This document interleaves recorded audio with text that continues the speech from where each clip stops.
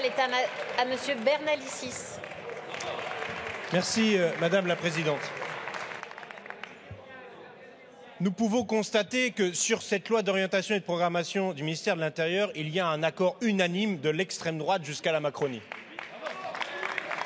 Et ce n'est pas un accord dans un coin, non, c'est un accord d'adhésion, dans la même direction politique. Ce qui a été dit par les orateurs des Républicains, ce qui a été dit par les orateurs surtout du Rassemblement national.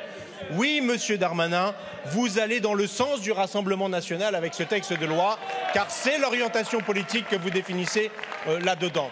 C'est pourquoi il nous semble nécessaire de rejeter son texte, c'est un indice, mais il y a aussi beaucoup d'arguments qui ont été avancés par mon collègue Léaumont sur les aspects sécuritaires de surveillance généralisée de cette société-là dont nous ne voulons pas, celle de Monsieur Darmanin. J'ajouterai que si d'aventure nous pouvions rejeter le texte, ça nous arrangerait, ça nous éviterait d'avoir à saisir le Conseil constitutionnel pour faire valoir la Déclaration des droits de l'homme et du citoyen, notamment pour ce qui concerne les amendes forfaitaires délictuelles sur des grands principes qui doivent animer une démocratie comme la nôtre et qui sont bafoués par ce texte.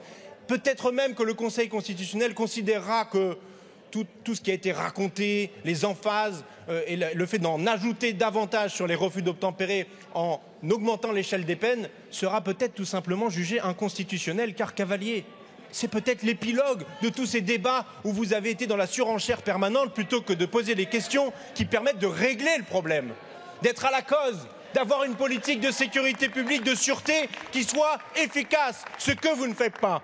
Et je reprendrai la formule de mon collègue Léaumont.